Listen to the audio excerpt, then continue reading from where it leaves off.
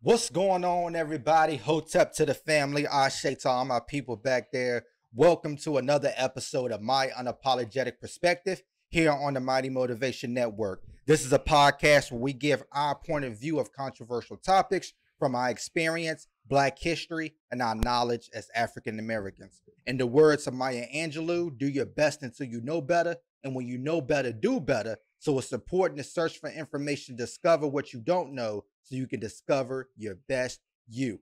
I am your gracious host, Martre Baker Stevens. And to the right of me is Shaquan Battle. Yep. And to the right of him is Jerome Battle. What's happening? Hey, I want to appreciate everybody who's been tuning in. We've took a few weeks off. I had to give my co-host a vacation. I can't work him to death, so I got to give him an opportunity to unwind.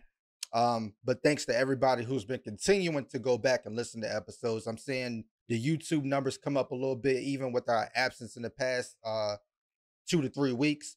But we really appreciate all the support that we've been getting, all the support that people have been giving us, all the feedback that people have been giving us. Absolutely. It's much appreciated. This week we'll be dropping the Unapologetic clothing line. You'll see pictures on Facebook. Please, if you want to, cop that merchandise. There's not even a profit. I'm not even getting a profit from this merchandise. I'm putting the exact price of how much it is to make and ship on there, and I'm not making $1 from it. It's basically about Black history so people can see it on a t-shirt, because these are some things or some people that you may not learn about in your history books. So if we put it on merchandise, it allows people to look at it and say, hey, what is that? Well, who is that? Where does that come from? And I've been it's wearing great it. material too. Yeah, I've been wearing it, and people just been staring at it, and I hope they got in their car after they left the store and Google what it was, because that's the way we can be able to give information out of there. We're gonna jump right in today. We're gonna be talking about the appropriation of Black culture. It's a huge topic, and I'm gonna lead with a quote by James Baldwin.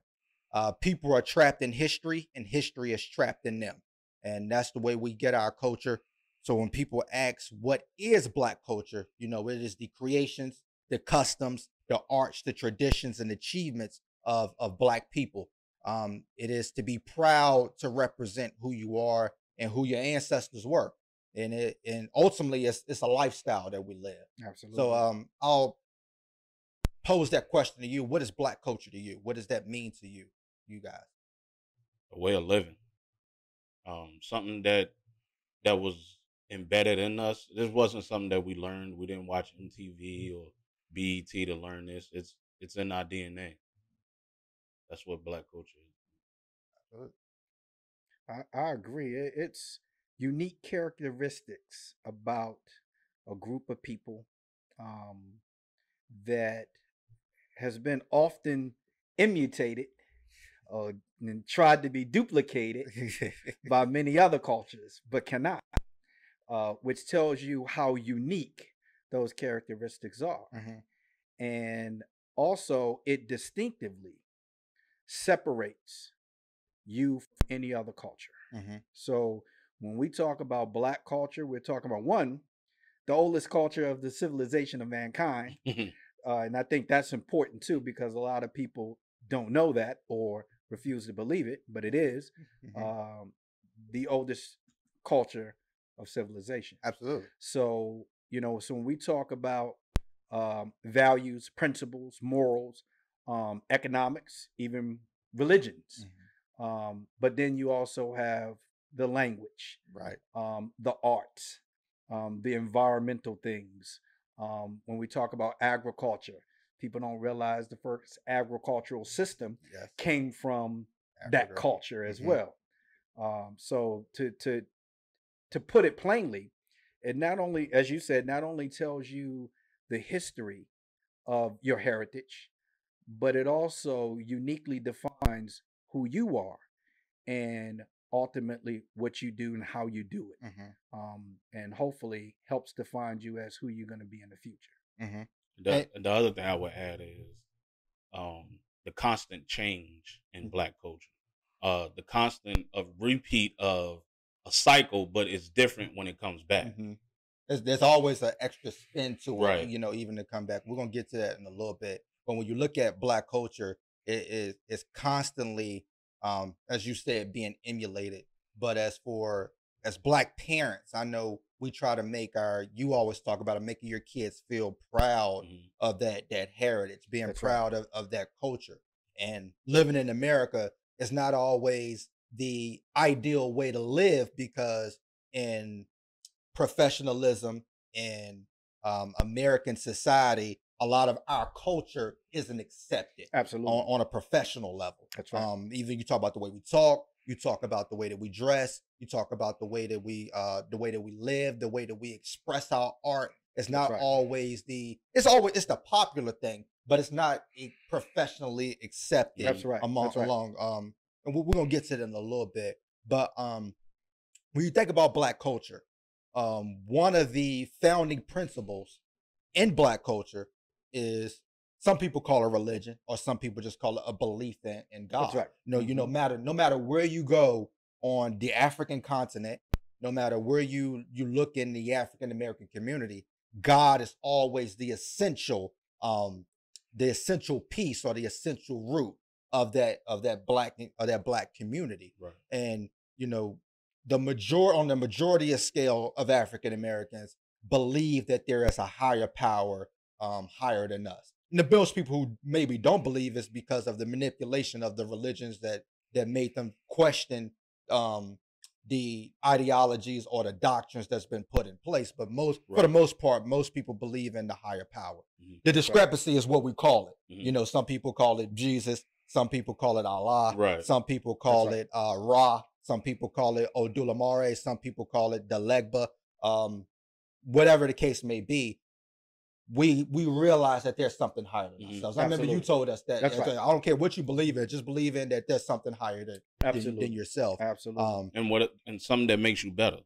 Absolutely. Absolutely. And ultimately, that's what religion is supposed to do. Mhm. Is something has to hold you accountable for doing the right thing, Right. right? There has to be a either or, right? Yeah. So either you do this or that.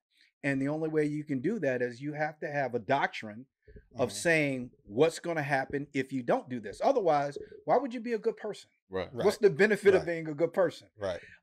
There has to be some consequences for those that are not genuinely good people. Right. And again, most people follow the pillars, they follow the commandments, or you follow the laws of my eye, whatever the case may be. That's You right. follow some type of principle set in place within that structure, which comes out of Africa, which comes in everyday living, which comes in into African American rooted, and we brought those same concepts, even with Christianity placed into Black people from slavery.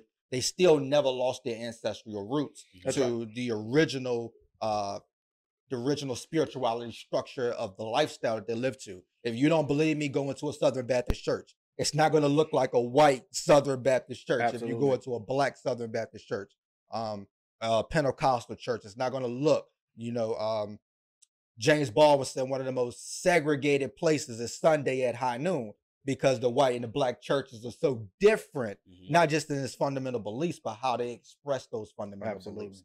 The second one is family structure. In Africa, most tribes or cultures are raised by the village. The term, it takes a village to raise a child, comes right out of their African thought. That's right. Because you have the mom, the dads, the aunts, the uncles, the grandparents, and even the cousins living all in proximity, or even living together in the same household. That's right. I never looked at it that way. Right. So if you look at the European family concept, they mostly deal with the immediate family. And if you look at your workplace, in your workplace, if you look at the protocols of bereavement, it's probably going to say that you can get a certain amount of bereavement if your immediate family passes away, which is your mom, your dad, your kids, your grandparents. But when you deal with the Black family, aunts and uncles and cousins are just as important as that immediate family. Absolutely. We consider that immediate family. Absolutely. You know, it says, so it hurts the Black community in the workplace, because if our aunt and uncle died, I don't get days off. I may not even be able to attend the funeral, but that's just as important person as my mom is. Absolutely. That aunt is just as important. That uncle is just as important as my father is. You know what I'm saying? Because a lot of times, maybe that aunt or uncle was your mom and dad. Right. Or essentially, when your mom and dad wasn't around, goes back to African culture. That's right. Those still your kids too, in some kind of way. Fifth cousin, and I remember when our cousin died. It's like, yo, I understand y'all think this is my cousin and it's so far gone, but even like my cousin is like my brother. That's right. So it's different. So that family structure is a lot different within the Black culture. Of course, the elder is the most respected. Usually, the grandparents, the aunt, the great aunts, the great uncles. Family reunions come from slavery. Right after slavery ends, there were so many family members sold that they reconvened after slavery, and this tradition was passed on. That even, especially after the Great Migration, for the people who move north, even if you move north, make your way back down south for this particular occasion, as we still see today. Any thoughts on the family structure?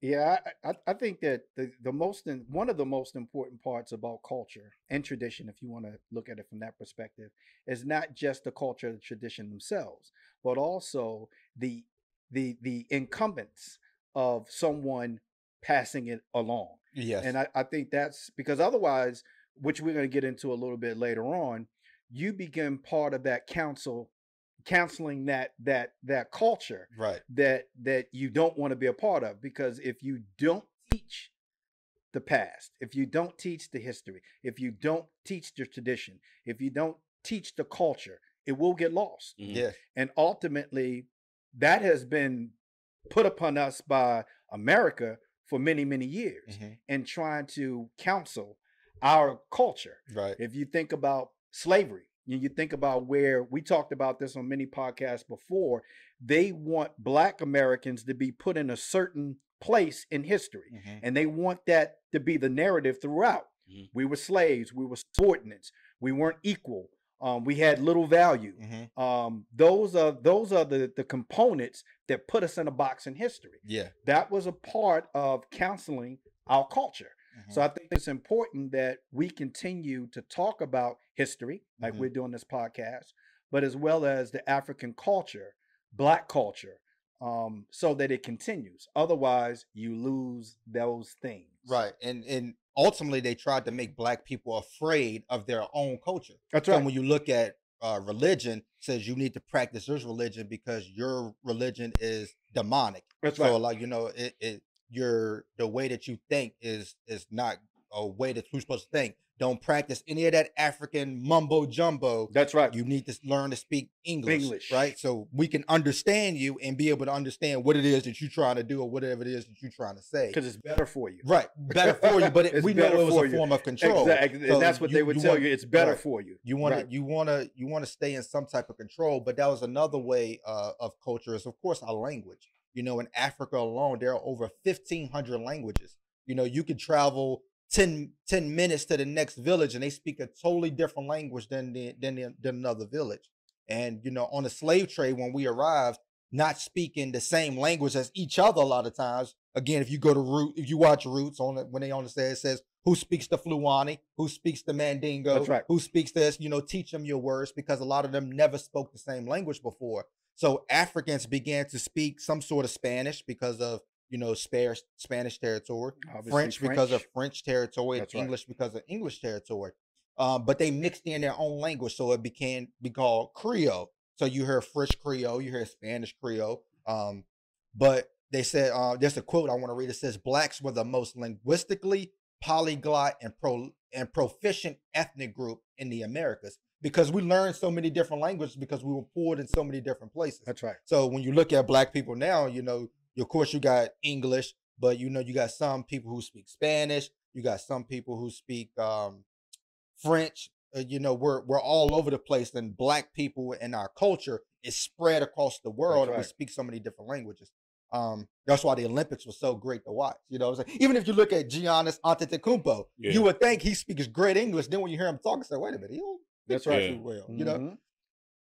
And also with language, looking at the group called like the Ashanti. The Ashanti had a special handshake. So you would shake people's hand with your left hand because you carried your spear in your left hand. So to shake somebody's hand, you had to put your spear down to say, I trust you to shake your hand and I embrace you. And of course, African Americans, we got our different handshakes. You know, you see someone you really care about, you shake their hand, you bring them in, give them a hug with it. You know, if it's somebody, you know, you just got love for, you just shake hands.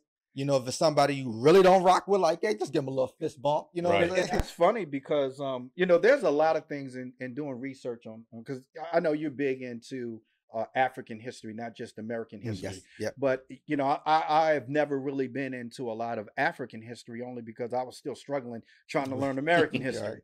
But the things that I found interesting about some of the things that I came across in researching African cultures is that what you just talked about the handshake. Yeah. Well, a majority of African tribes, and this goes in direct correlation with some religions, one that I happen to practice, is that they shook hands using only their right hand. Mm-hmm. It was disrespectful to use your left hand because you use your left hand, lack of better terms, to clean when you use the bathroom. Mm-hmm. And you better not offer your left hand. And brother go, what do you do there? What are you doing? You know, so it's funny that certain tribes would opt to use the left as a show of respect because that's where they carry their arrow. And then most of the tribes say, don't give me that hand. Right. You know, so that tells you, because a lot of people believe that if you originate from Africa, you're originated from the same tribe, which could not be further from the truth. Right. There are, we're not going to even talk about how many different tribes, because we found out just doing our heritage research that the tribes that we came from were parts of larger tribes. There's over 100 different tribes. There's no way to even pinpoint which one you possibly derive from. So, but there's other things that we do in America that are very similar, like showing respect to elders. We talk about that a lot, especially in the Black community. But the greeting, hello, handshake, how we do it, we always do it. It's funny because when you encounter another Black person, the head movement is up. What's up? What's up? You see a white person, it goes down. How you doing? You just watch how those things develop sometime, and you go, wow, why is that? And it doesn't matter where you go. You go to California, same thing. Say, brother, what's up? Say, white guy, how you doing? It's funny because at work, you know, if somebody calls and I know off the back if they're speaking professional, I'm like, okay, I'm speaking professional. That's right. Then it's a guy that calls from Franklin County every day. I know he Black. I know he's Black. So I'm like, all right, yeah, I got you. All right, peace. Right. My coworkers like, I was like, here, brother, he already know what type of time we are. You know what I'm saying? It's this. And it's funny because we understand each other. We go back to language. We speak a language that we can understand. And sometimes other people may not understand it. Another great one is, I know you guys probably watch Sanford and Son sometimes, but there's a white cop that would say things, and then Lamont and Fred would look at the Black cop for him to translate. What did he just say? You know, there's a language barrier sometimes. It is difficult for us to understand, but more importantly for them to understand us.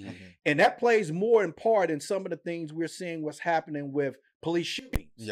Is that police officers are giving commands to Black people who may not fully understand exactly what you're asking them to do. So language barrier can play a part in some of the problems that we're having even in America today. Absolutely. And one of the things that comes from the Black language here in Africa, in America, is Ebonics. You know, so instead of saying, he has a shiny gold chain on, we'll say, he got some ice around his neck. But you know, this morning I just found out what Ebonics meant. That they took the Ebon part from ebony and then the last part from tone. I didn't know that. So, and you know, when I first arrived, a lot of people, my mom used to say, you guys know my mom was, she did not like slang.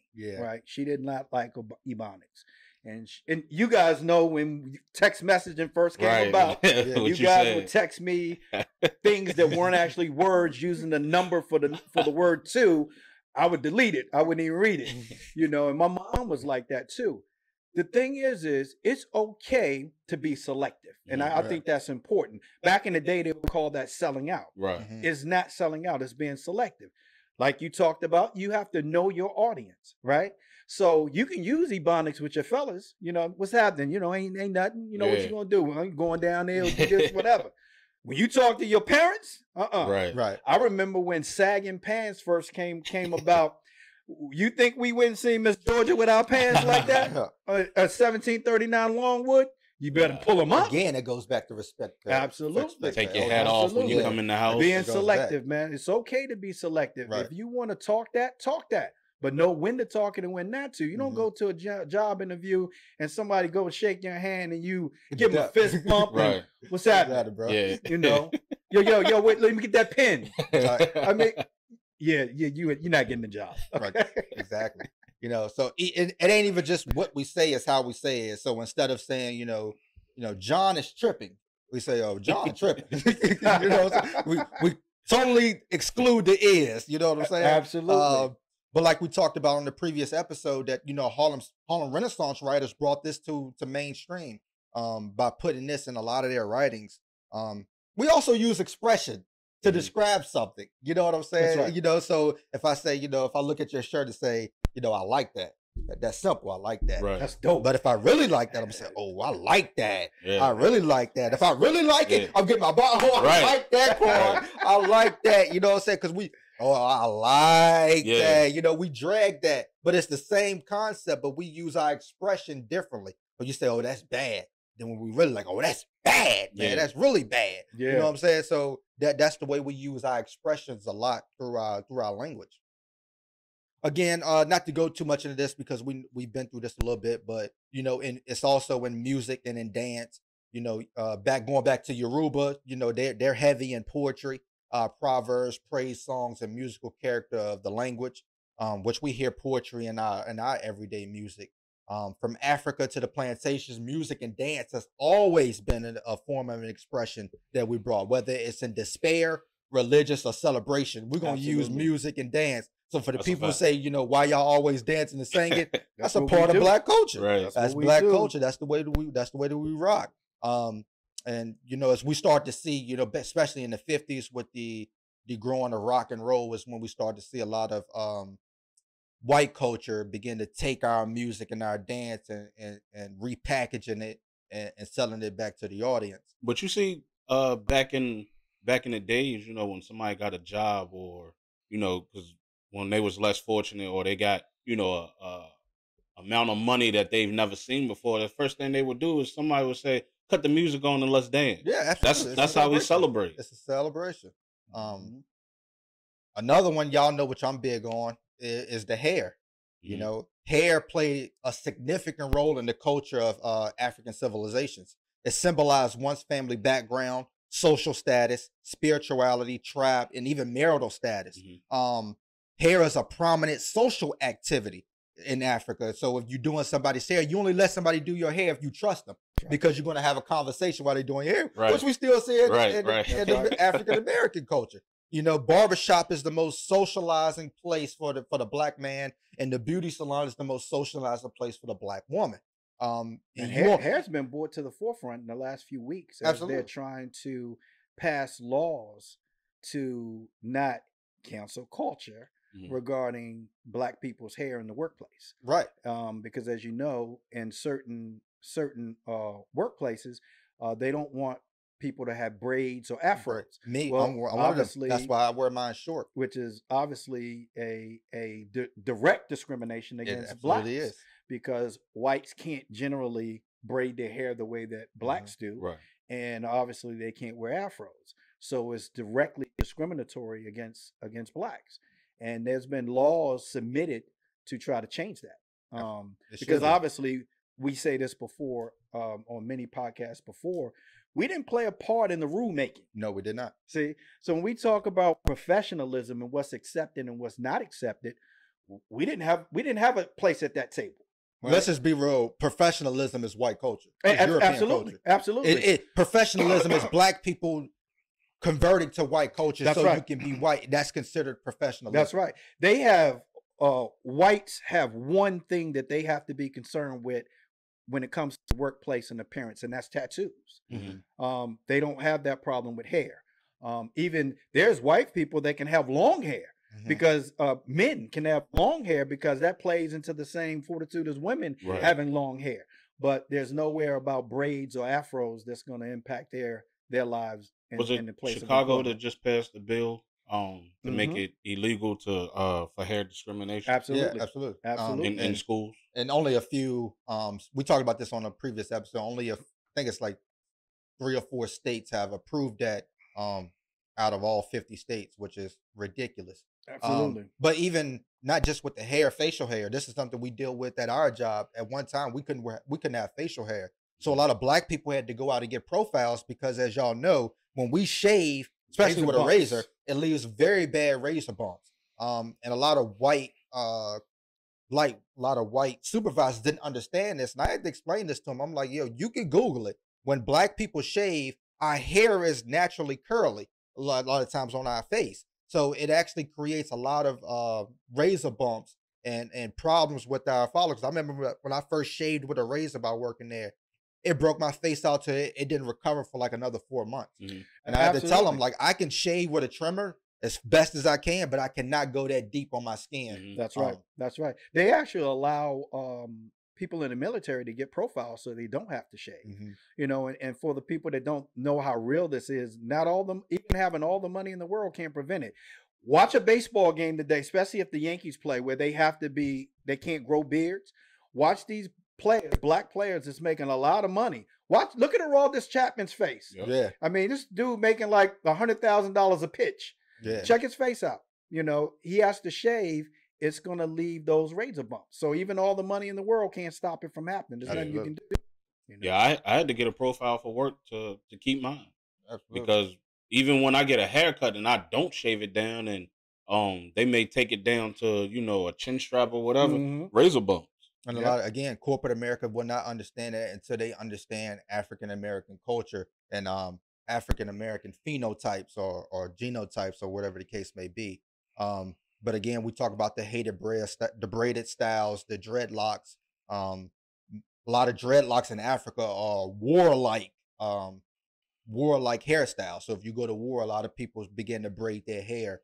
But again, we talked about the workplace is one of the most controversial places for black natural hairstyles.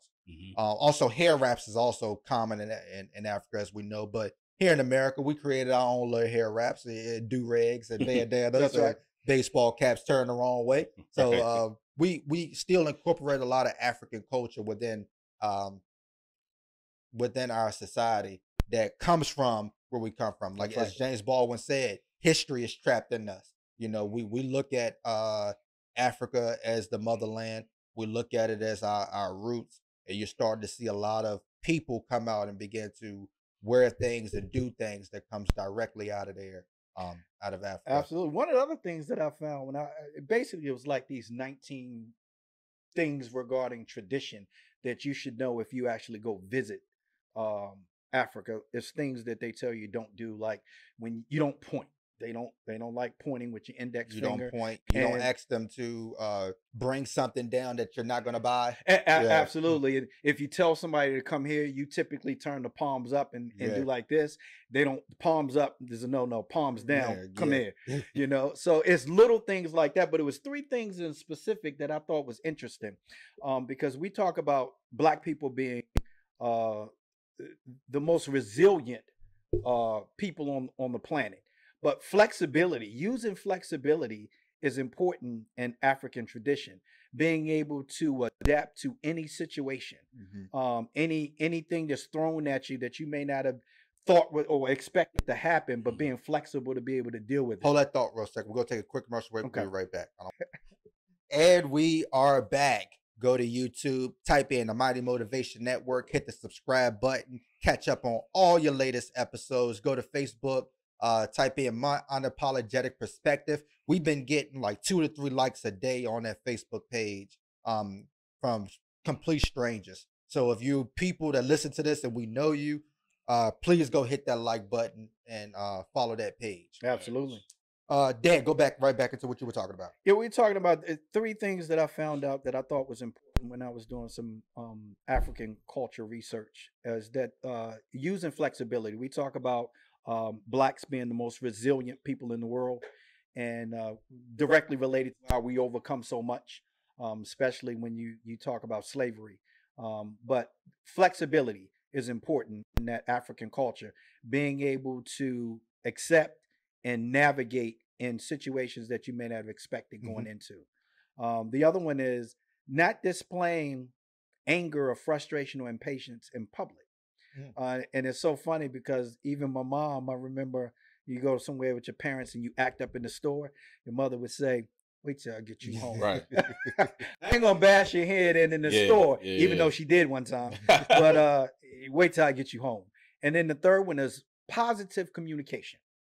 Africans always like to be positive in their communication.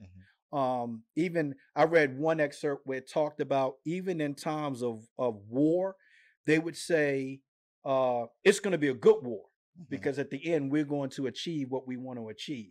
They didn't talk about how many people were going to possibly die. They would just say we think it's going to be a good war because we're going to end up achieving what we want, and it's going to benefit us and the people we're at war with.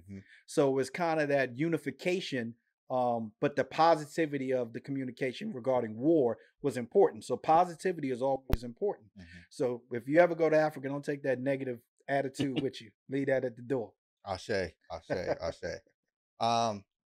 Another way we showcase our culture is through fashion. I'll let you touch on this in a second. Let me get a few things out because I want you to talk about this for a minute.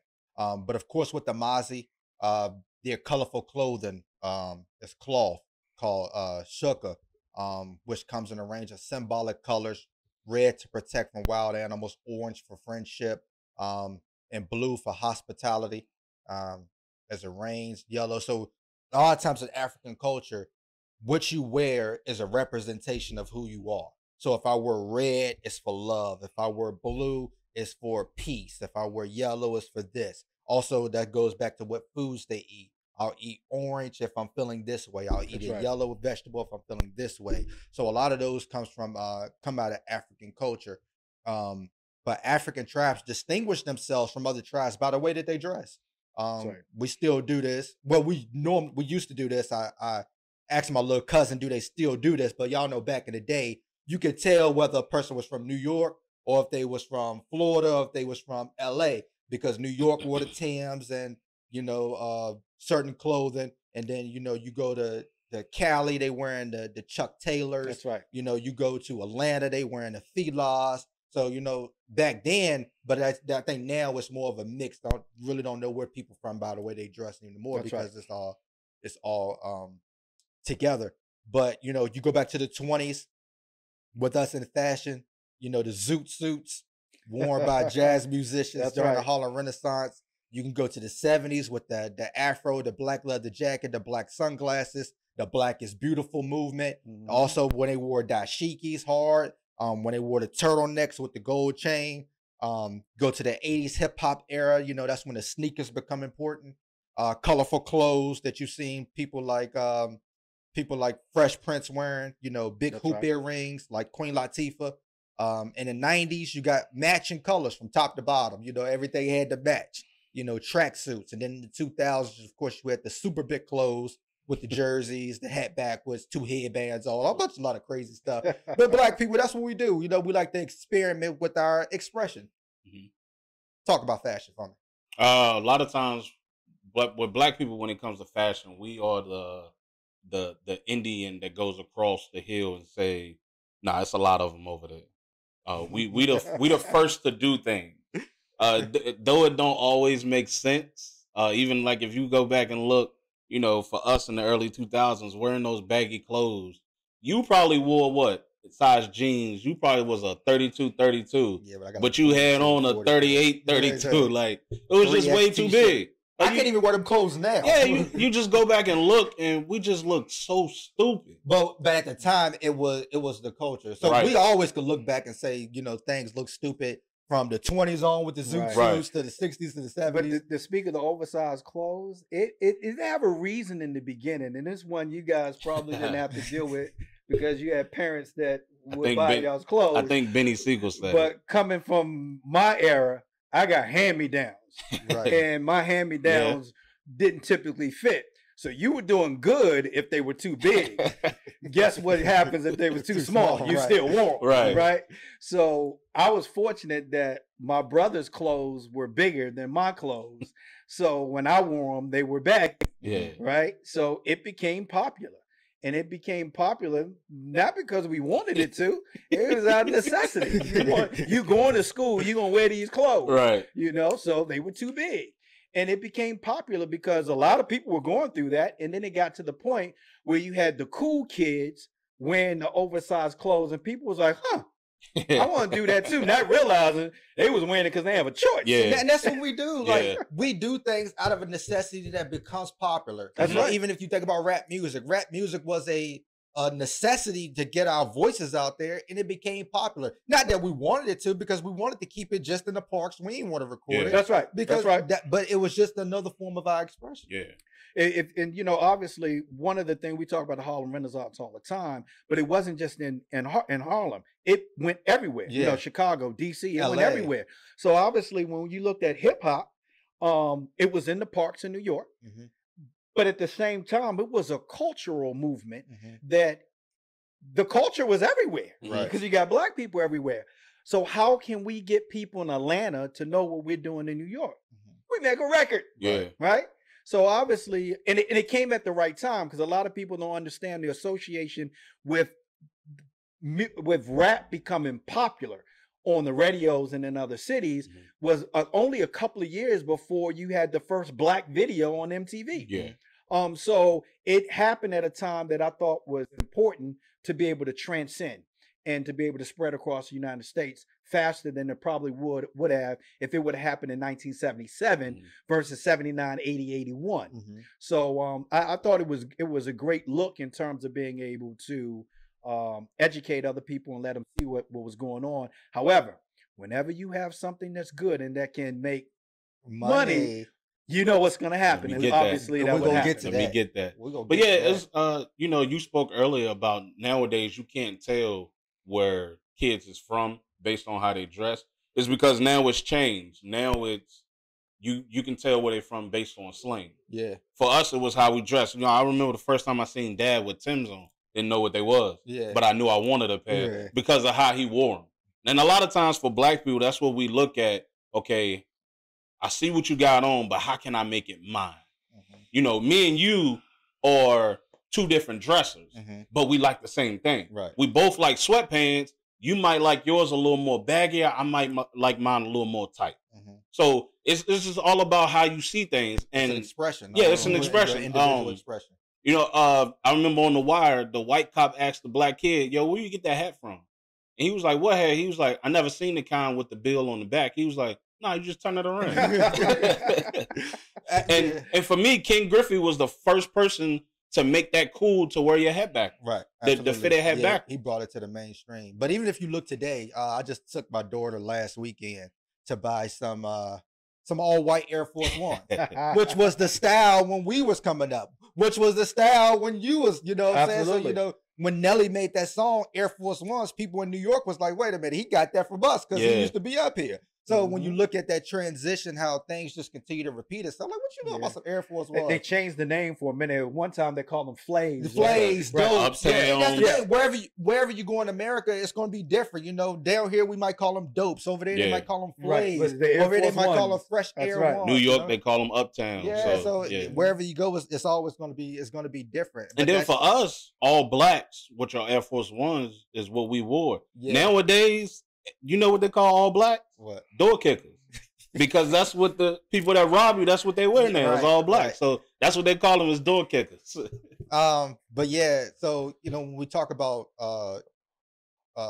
dressing, it's basically it's a free spirited thing to, you know, express yourself and how you want it, which we start to see more now. People now, like there is no Black trend really. It's to the individual. You know what I'm saying? Yeah, and I think that's unique too, because back in the day, like you said, everybody wanted to dress like somebody from somewhere else. Yeah. So you wanted to dress like people in New York, which is why you got things like New York fashion. Right. Or people want to dress like people from Atlanta when Atlanta started making it big, and then people wanted to dress like they dressed in LA. Yeah. You know, now people dress the way they want. Right. You know, don't matter where you're from. I actually, well, you guys know me and Eugene, we still wear Reebok Classics, and most people would be like, "What are those?" Right?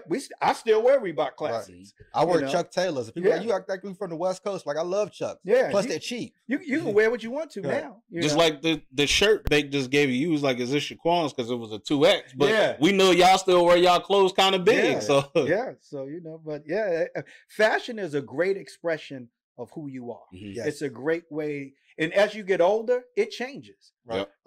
You become more conservative. And cheap, but you become more conservative in what you wear. So where a lot of people like to wear the shoes, they got like 3 or 4 different colors. When you get older, you be like, I want to limit the mine to 1 or 2 so I can wear them with multiple things. Let me get these we still like to match. That's one thing about black people. We want to match. You know, absolutely. Another key part about fashion is jewelry. The origin of jewelry goes right back into Africa. Absolutely. Necklaces, bracelets has all been a part of African culture, and African Americans have continued that culture here in America. So the charm is like the symbol that you use that's close to you. So a lot of people wear charms on their necklace or bracelets because it's close to you. We're starting to see more African Americans put names and pictures on their charms. That goes back to Africa, where they used to, if you watch Roots again, I got this jawbone, this make Kunta strong, so just things like that, it's believed that, African jewelry can bring you luck, wisdom, hope, and a good sense of well-being, especially if it's passed down from generation to generation. It's ancestor worship. If your ancestor gave this to you, this made my grandmother strong, it's going to make me strong. Right. And let's be real. We all have at least a taste of vanity. Jewelry makes you look nice. Oh, yeah, absolutely. So I even remember something that I did when you guys were kids. You guys might remember this vaguely. Remember the dog tags? Yeah. Had the dog tags with you guys' picture on it. It was you two and Cameron's picture on it that I wore. To me, that was the greatest thing because, like you said, the charms, you keep it close to you. And I had you guys, three of the people who meant the most to me on the dog tag that I wore all the time. I still got those. But Shaquan wore his dog tags for about 10, 15 years. Yeah, I still have mine. I still got one. Yeah. Brittany lost the other one, but I still got one. But we took fashion right into sports. Absolutely. The Fad Fad with the long shorts. Allen Iverson. Jordan with the black socks. Iverson just changed the whole game. You talk about Ken Griffey with the backwards hat. But yeah, we take fashion, we take our culture wherever we go. And we can't forget Deion Sanders. Oh yeah, Deion, football. But I believe a lot of brands have made a killing off just seeing what black people style. Okay, let's just and they just sat back and looked at black people, what they're wearing, and created the merchandise and just sat back and watched millions of dollars be in sales. Let's just take for instance, if Kanye West was to wear a tie-dye shirt today, and there's going to be 100 companies that go create tie-dye shirts that's going to be on the market next week because they said, okay, this is what African Americans are going to be wearing. Nike's going to have a tie-dye Nike shirt in the same color as the Jordans that they're going to release. We see that they're going to create content catering to African American style in the current day. Like we're starting to see the change in, as we talk about the retro look coming back now. My daughter likes the retro shirts that's coming out with the cars on it, with the pastel colors. That's right. We're starting to see that come back out. But who brings it back out? That's rappers. Right. That's rappers. You know what I'm saying? And not just companies, because Kanye just dropped the Gap jacket that he wore when he previewed his music, and it sold out in 2 minutes. So I'm waiting for them to come back out with what? The starter jackets, the NBA joint. They're coming. They're gonna come. For those that still have theirs from back in the day, hold on to it. Yeah. Keep it in the closet, stay in shape, sort of fit. Yeah. But I will say you don't get credit for that nowadays. No. Like the older guys that was, back then when Jordans came out on Fridays, you had to leave school. A lot of those guys still got those Jordans, and they be like, man, y'all, the kids don't want to hear that. If you ain't buying it right now, then I don't want to see it on your feet. Another way is, of course, through food. So soul food is big food. for African Americans in this culture. A lot of it comes from the fact that during slavery, we were given small rations of food, and we would take those small rations of food and create a bigger meal. So the phrase of turning nothing into something comes right out of the African American culture when it comes to food. We so dope for rationing the food. But yeah, if you ain't had no good soul food, man, I'm vegan, but man, ain't nothing like some good soul food. It's funny because whenever you celebrate something, that's the first thing people want to do. You graduate, let's go eat. Your birthday, you want to go out to eat. You know what I mean? You got a new job, let's go out to eat. You paying since you got a new job. Right. And for a lot of people who don't understand African culture, a lot of African cultures only eat meat after a sacrifice. So after they sacrifice an animal for a lifestyle sacrifice or an honorary celebration, they'll sacrifice a chicken or a goat or something like that, and that is the only time that they actually eat meat. Any other time is sticks to like a vegetarian or a vegetable type of diet. Yeah, I didn't get that part. that part ain't a part of it. Y'all like that? Yeah, y'all like that, do y'all? Nah. Just saying, because I'm going to eat me a hamburger right after this podcast. So ancestors, y'all hear that? Yeah. All right. They had a hamburger before too, with cheese on it. Last one. I'll let you touch on this, Dad. Art. We understand African sculptures, masks, colorful paintings. Even if you look at the paintings of Van Gogh, go look at African painters that came before Van Gogh. It comes right out of. That's right. Before they found the oldest human remains in the continent of Africa. Of course.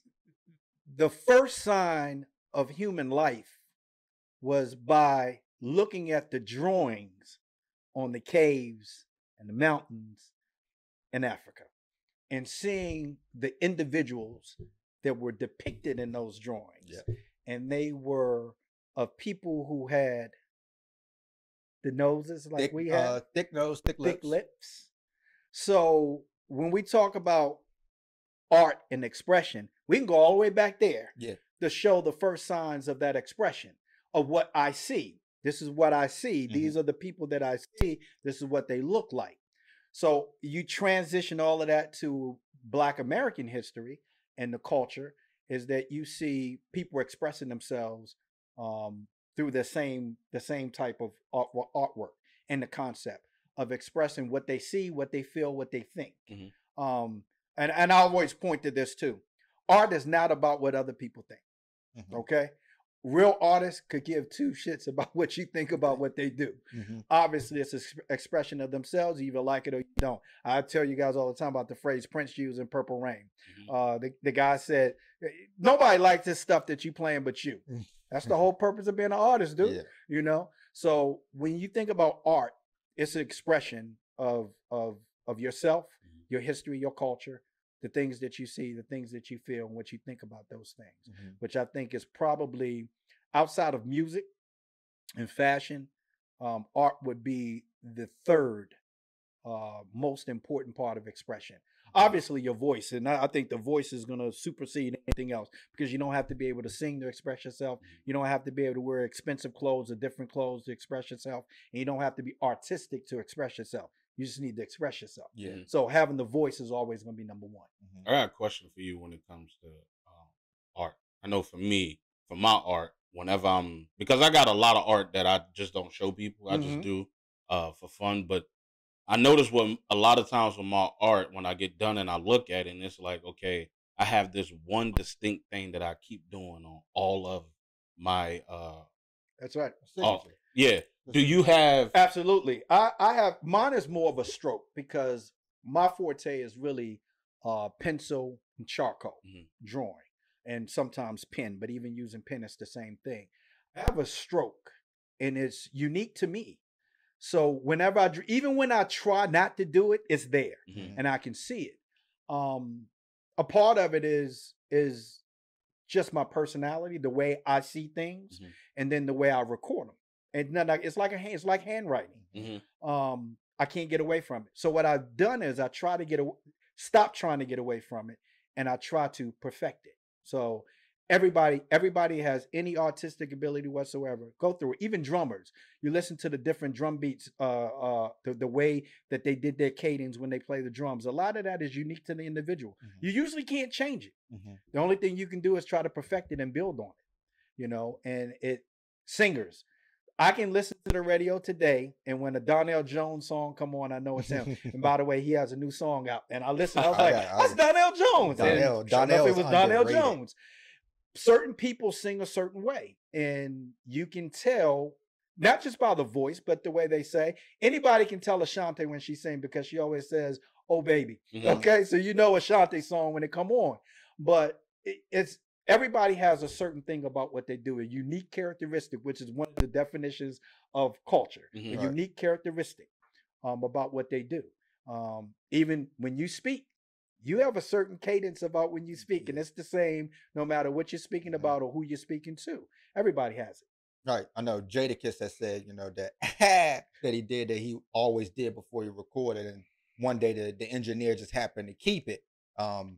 And it went popular, but that's something he had always did. If you hear Hove come on the song, that's right. It's just something that you do it, and you might not even know you do it until somebody record, and you're like, wait a minute, I'm doing that. Yeah, exactly. Like the battle rappers do it. I say, yo. If you listen to the podcast before you talk, you clear your throat. Yeah, that's a signature. Yeah, absolutely. So, but we're gonna take a quick commercial break. We'll be right back. And we are back. Again, go to YouTube, type in the Mighty Motivation Network. Hit the subscribe button, go to Facebook, type in My Unapologetic Perspective, and hit the like button. We're going to continue on. Pops was talking about something off air, but we're going to make him say it on air. So go right ahead. Yeah, we were talking about signatures and things that about us that we may think is a flaw. And it's really a unique characteristic that's not a flaw. But that's embedded in us. We talked about on past podcasts by some of the things, sins of our ancestors have been put on us. And one of those, the biggest lie that was ever told outside of our real existence in American history is that black is ugly. Black is the devil. You guys, it was told that blacks were ugly. They came from the devil.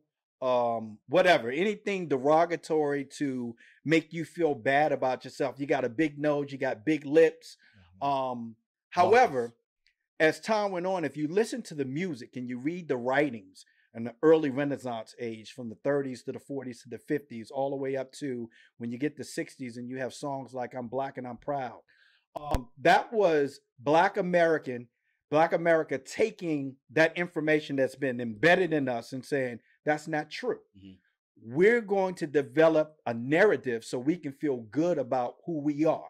Black is beautiful. In the 60s and 70s, you heard that a lot. Black is beautiful. Muhammad Ali would say black is beautiful.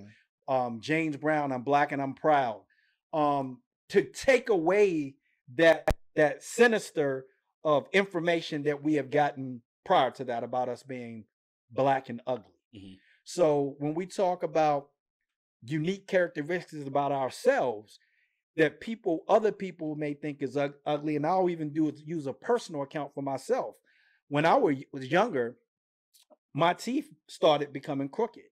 We couldn't afford braces. I didn't feel bad about it to the point that even though I can afford braces now, I don't want them. My gap is signature. That's a part of my characteristic. I'm okay with it. I don't care if other people may think, well, you would look better if you had straight teeth. Yeah, I wouldn't mind talking to you if your breath didn't stink. Okay. But at the end of the day, this is something that I choose to look at myself and go, I'm okay with it. Yeah. It's a unique characteristic. It makes me different than anybody else. So everybody else can have straight teeth. Guess what? Jerome's in the house with the crooked ones. I'm all right with it, So I think that what you have to establish is you have to own characteristics about yourself. And if it's things that you truly do not like about yourself, change them. But if it's something that you think is a flaw, but it may not be a flaw, you just think that because of what other people may think, then you build on it. Right. Absolutely. So why did we just talk about all of this? Why did we even get to this point? What was the point of talking about Black culture? we're going to talk about a current event that just happened. Now, I care less about the current event, but I want to talk about the premise and the totality of what developed of this current event and how it happens all the time. There's a guy by the name of Sean King who has a platform on Twitter, and he also is a blog writer who became an activist, a prominent activist, a popular activist, especially after the Mike Brown police shooting. But he built his platform to a very high level, speaking out against racial injustice. He looks and claims to be biracial, but back in 2015, black people did some digging and made accusations that his parents were both white. But King continued to be an activist and a voice for the black community, even though he is attacked by other black platforms to say, do not trust this guy because he isn't black. But recently, I think it was about a month ago, he got in the news again for, it says, he was recently questioned by the African American community after his family moved into a 842,000 5-bedroom, 4-bathroom home with a backyard and a view of the lake. The black community thinks that he robbed them, especially because he's been asking and receiving donations. But he claims that his wife purchased the property.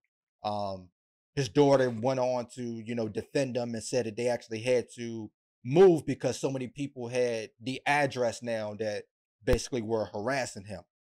Now, I can care less about Sean King. I brought up this story because I wanted to address why black people do not trust outsiders with our culture.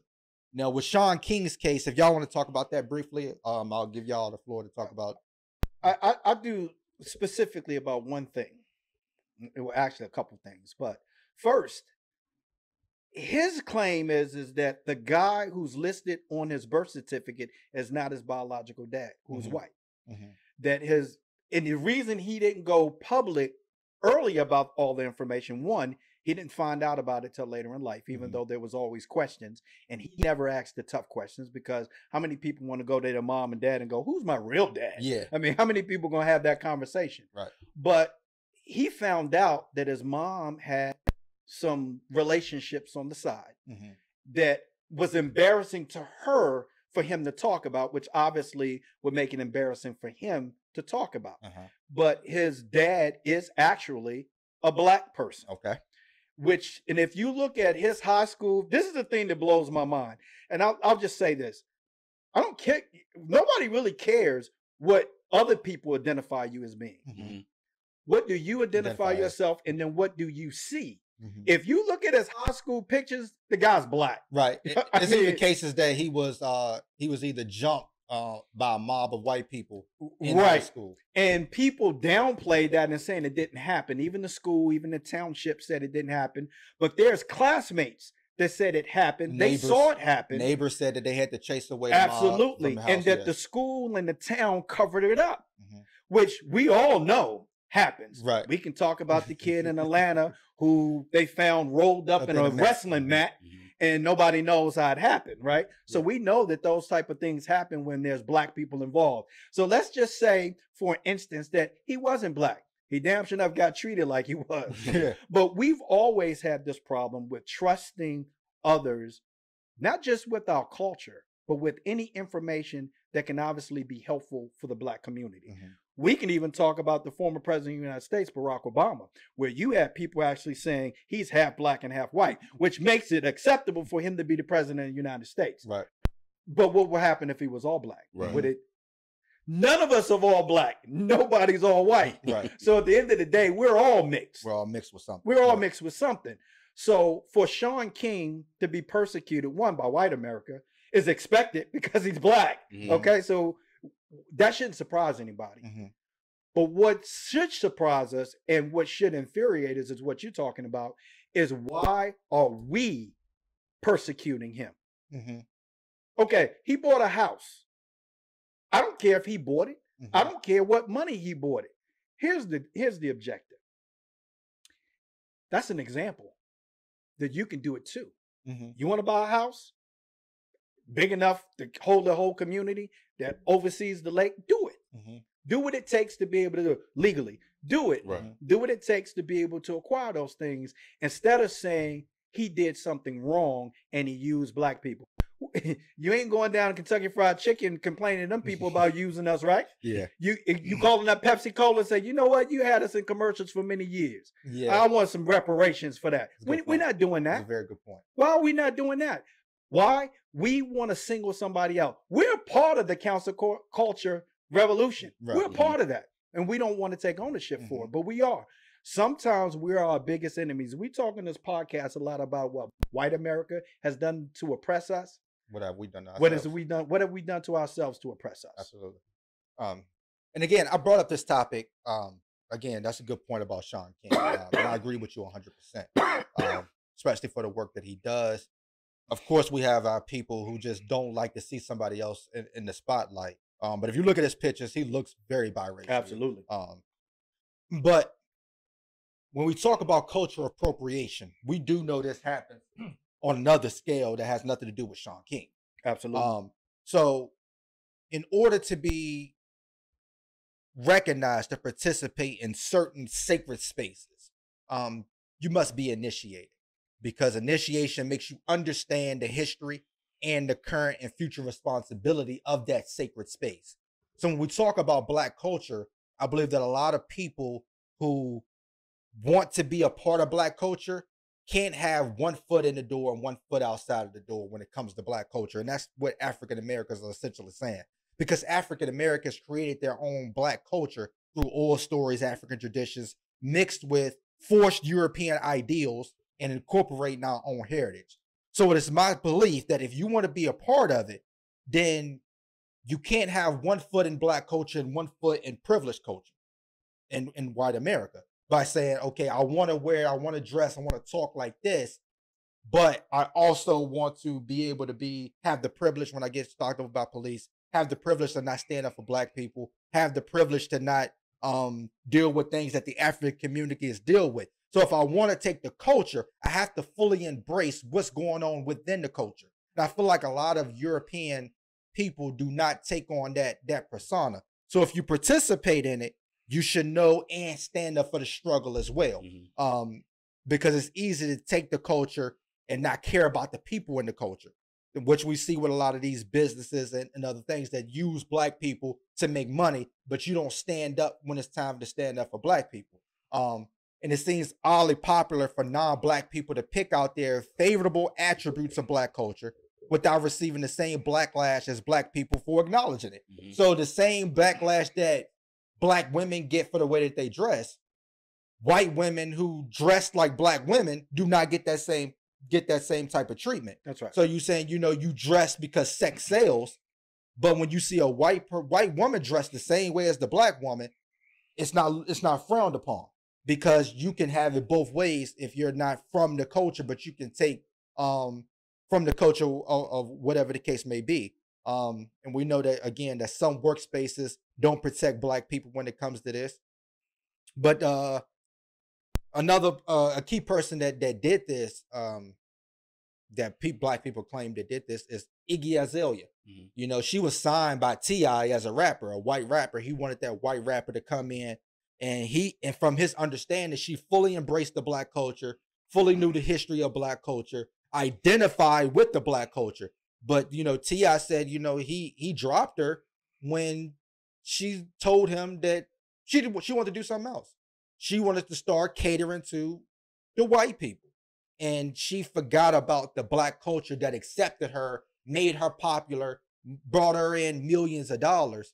And that's something that we see all together. Eminem had a record that said he knew that he was, appropriating Black culture. But when you look at Eminem came up with Black rappers. He came in up through the ciphers. He brought in people like D12. He brought up rappers that were African American within the culture. So even though Eminem is white, he still fully embraced a lot of the Black culture and actually made ways for people to monetize off that Black culture. I think the line you talking about is to do music so selfishly and use it to get wealth. Absolutely. So, there's people like Vlad. I don't even know why Black people still do interviews with Vlad, knowing the vulture he is. Right. People like the Kardashians that do black stuff, they get away with it. But if another black woman was to do it, it would be a totally different story. But there was a case where TikTok is becoming one of the biggest platforms today. But in 2019, the renegade dance blew up, and it became a trendy dance, and it was actually created by an African American 14-year-old kid. That's right. Jaleel Harmon. Yeah, but his dance didn't go viral until white people started doing it, and they got more views on it than he did. Dad, do you know what TikTok is? Yeah. Well, just to explain that, Jaleel, she actually, because before TikTok, it was apps like Dub Smash and Musically, and that's what she created the Renegade on. Well, what happened was she only had 13,000 followers on hers when Charlie D'Amelio was the one, the popular person that took it in TikTok. Of course, she's a bigger star, so when it went viral, they was crediting her with the dance and not Jaleel. So even the NBA, they brought Charlie D'Amelio to teach the All-Star cheerleaders to do the dance. That's right. Black Twitter did their thing. They had Jaleel there by Sunday doing it at halftime. So that's the backstory to that. Also, even with the Millie Rock became a popular dance, and Fortnite put it on their video game, and it went viral with white America. And he was never compensated. And not only did it go viral with Fortnite, but every dance that came after the Millie Rock, you incorporated the Millie Rock into the dance. Right. And he never got, they went to court, but of course, 2 milli is 2 milli. Fortnite is Fortnite. You can drag this out, 2 milli gonna run out of money before Fortnite will. So it's a fight that he can't win in the court. Right. So when you begin to look at, TikTok, a lot of the stuff on TikTok, the dances, the music is created by Black America, which never get the credit for it until, and then the people who, replicate it or duplicate it, repackage it are the ones that are being credited for. And it's like, Black people are looking at it and say, okay, white America is trying to steal our culture yet again. Like this, it's not nothing new. I'm gonna read an article from when black creators on TikTok began to protest. It says, tired of not receiving credit for their creativity and original work, all while watching white influencers rewarded with millions of views performing dances they didn't create. Many Black creators on TikTok joined a widespread strike last week, refusing to create any new dances until credit is given where it's due. One video, which has been viewed 440,000 times, shows Eric Lewis, a Black TikTok creator, seemingly about to introduce a new dance before flipping the script with a caption that reads, "Psych, this app would be nothing without Black people." And even that, Lewis said in another post, was copied by a pair of TikTok users who got more views than he did by flipping something about the strike. The situation called to mind the recent TikTok controversy surrounding Nicki Minaj's song called Black Barbies, with lyrics like, I'm not going to read the lyrics. The song was used on the app to showcase videos of Black beauty. But white users soon began using the song as well, kicking off a debate about cultural appropriation on the app. And, when I look at, I don't have a TikTok, but TikTok be on Facebook and it be on Instagram as well, where I'm at. But I'm looking at it and I'm like, because this one girl I follow on Facebook, only thing she does is post TikToks of white people dancing. And I'm like, these are Black moves and Black music. That's right. This is a Black fashion, but they're white people. And that's the only thing that she posts. She never posts like Black people doing the dances, Black people singing the songs. I'm like, dang, they're incorporating our culture into them. I'm looking at videos of white sororities stepping, and I'm like, wait a minute, what? That's right. White fraternities and sororities. But that's what happens. I don't know if you definitely remember this. I think it was your junior year of high school, Chatham High School. Oh yeah, absolutely. Chatham High School had a all Black, and not predominantly Black, all Black basketball team and an all Black cheerleading squad, all white cheerleading squad. And those cheerleaders knocked it out the park to the point where even the Liberty cheerleaders was like, we're not going to even perform. We're just going to watch them. Right? Here's the problem. we play a part in that. We play a part in that. We have become so creative that, as Eddie Murphy would say, yeah, that joke, you can have that one for free, right? Because I can create more, so you can have that one for free. We are so creative that we're starting to just give away our creativity and the results of it.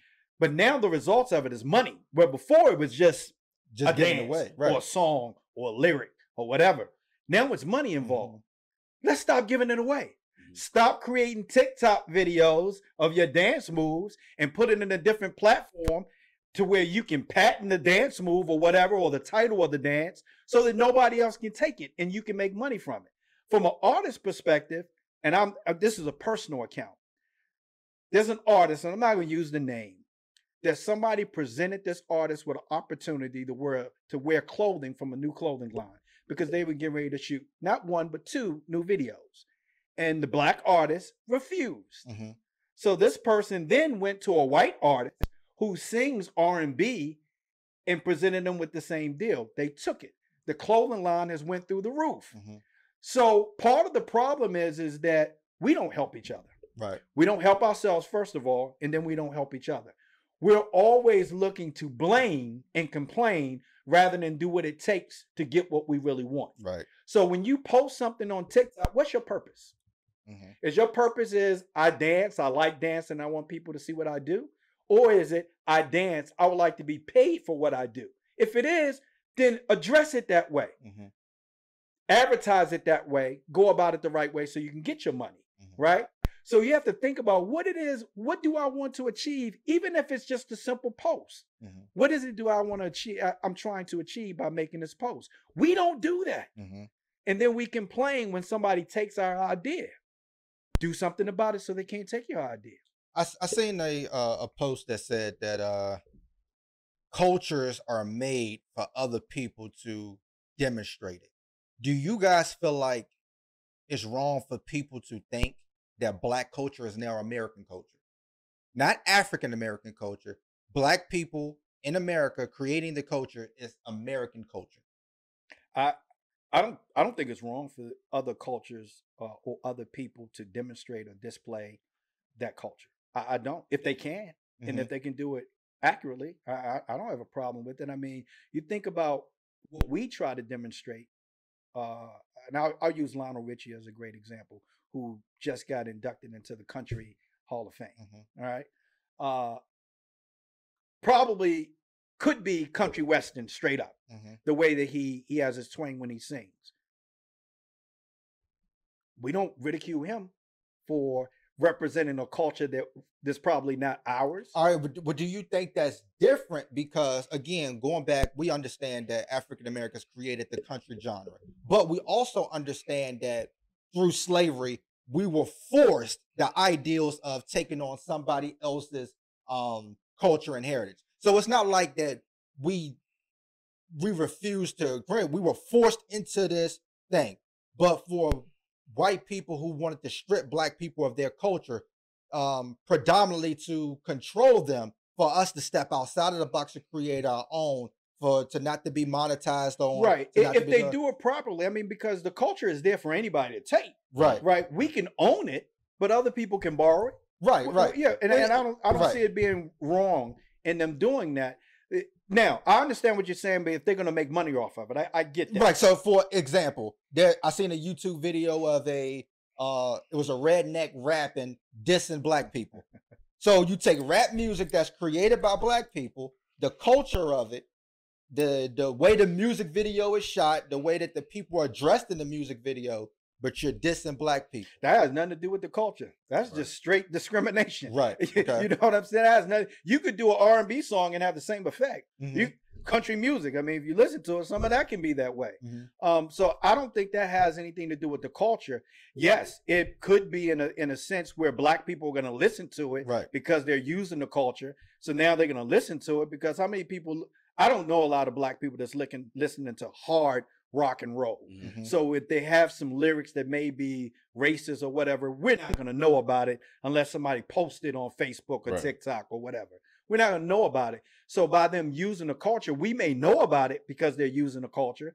But outside of that, that's just straight discrimination or racism. Right. And it's almost like we can't have nothing to ourselves, right? Even if you think of nigga, we took the word nigger, turned it to nigga, and embraced each other as brothers with it. That's right. But now you can see two white people calling each other nigga. Yeah. And it's like, dang, we can't even have that word to ourselves. The things we have to ourselves are things we don't want, which is the unfair treatment of black people in America. Right. We got that all to ourselves, Jack. I think we share it with Mexicans, but we pretty much got that all to ourselves. But to go back to an earlier point that you made that I agree with is we do it to ourselves. But I think sometimes when we creating, like if Bates said in his sit down here and do a video, I've done it. I've done a video where I recorded it and I spoke from my heart and it kind of went viral. Didn't mean for it to do it. I just sat down, spoke what was on my heart. Mm-hmm. These kids, they say they hear the song, oh, let me make a dance to it, post it. Not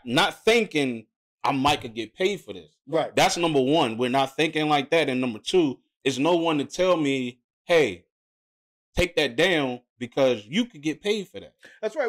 An Instagram video went viral last week of a girl in Philly. It was an Instagram live video. It went viral. It got on her page. It got to 400 million views before they deleted it. So she had to take the YouTube video of somebody else screen recording the video to post it back on her page. The person that didn't create the video, now everybody's going to that person's page to listen to the video. That's always going to happen.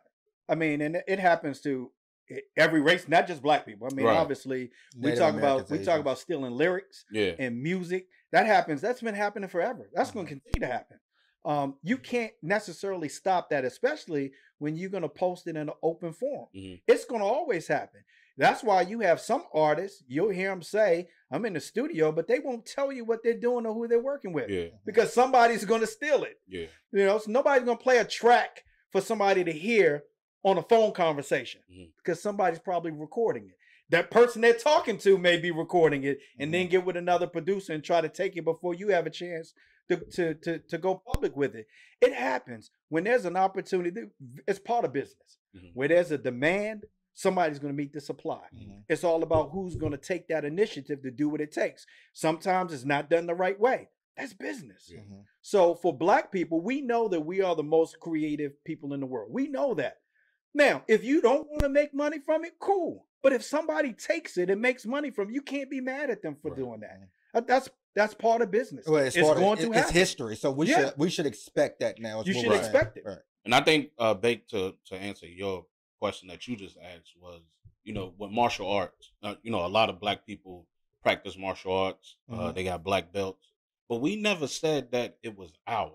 But that's the thing. When you talk about, because Jeremy Lin said this to Kenya Martin too, when Jeremy Lin wore the dreads and Kenya Martin said he's, that's culture appropriation. And Jeremy Lin said, well, you got the Chinese tattoos in your language. Absolutely. But that's right. The difference is, when you talk about Kung Fu is that you learn from somebody that come from that culture. So you fully are embracing that culture. There's not a black martial artist out here that's doing their thing by themselves and not embracing the Asian culture. Right. So when you talk about culture appropriation when it comes to black people, it's almost like black people didn't have anything to do with it. Yeah. You know what I'm saying? Like when you did it on your own. Like, okay, there's a lot of things that are being recycled. Like, wait a minute, black people came up with that. Remember when the video went viral, do the Harlem Shake? Yeah. And everybody was just dancing around. People was like, oh, let's do the Harlem Shake dance. I'm like, wait a minute. The Harlem Shake dance was back in the 90s, early 2000s. You know what I'm saying? That was already something incorporated by black people. But when you don't give black people the credit, I think that's where we're mad at. Is because we already have to adjust to European language. We are, especially in the workplace. We already have to adjust to European education. We already have to adjust to the European workplace. And when we're dancing, when we're writing, when we're rapping, when we're dressing, it's like, okay, now I can be me. Until somebody else say, I can be you too, and do the same thing. But this goes back to something we've been saying on previous podcasts, even when we talk about the Black history curriculum in schools, is that we're relying on the same folks who oppressed and deprived of those those components in the past to somehow do it correctly Do now. it right. Right? Yeah. It's not going to happen. Not. So 20 years from now, when there was a dance that became popular by a white person, but it was actually created by a black person, it's going to take conversations like this. It's going to take people doing their research like we do to get that information. That's not going to change. Yeah. It's not. We can even talk about the moonwalk where people assume Michael Jackson was the first one to do it. Right. Now, even though it was a black person who did it originally, it was not Michael Jackson. Right. But you're not going to know that if you don't do the research, right? Because you're leaving it up to the same folks that have misled us for the last 400 plus years to fix that. It's not going to happen. Absolutely. It's our job to keep the culture alive and the creation of it and the display of it. That's our job. You know, I always tell, we go to restaurants sometimes and you take your tray and you start cleaning it up and what you doing? If you do that, then the person that's responsible for doing that won't have a job. Right. So if everybody do what they're supposed to do, we wouldn't be having this podcast. Right? Well, and on that note, thank y'all for tuning in. We love y'all. Peace.